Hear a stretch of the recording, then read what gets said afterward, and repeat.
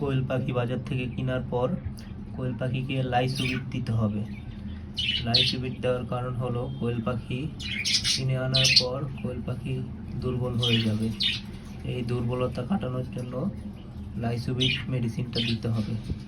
লাইসোভিট মেডিসিনটা দিলে কোয়েল পাখির সকল রকমের দুর্বলতা কেটে যাবে। এবং লাইসোভিট ব্যবহার করবেন আপনারা 1 গ্রাম 1 লিটার পানিতে।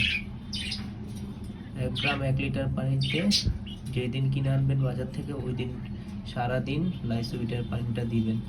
আশা করি আপনাদের কোয়েল পাখির যত রকমের দুর্বলতা থাকবে সব কেটে যাবে। এবং লাইসোভিট কোয়েল পাখির রোগ প্রতিরোধ ক্ষমতা অনেকটা বৃদ্ধি করে দিবে। তাই আপনারা কোয়েল পাখি কিনে আনার পর কোয়েল পাখিকে অবশ্যই লাইসোভিট মেডিসিনটা দিবেন। আশা করি আপনাদের কোয়েল পাখি কোনো অসুস্থ থাকবে না এবং কোয়েল পাখি আর কখনো মারা যাবে না।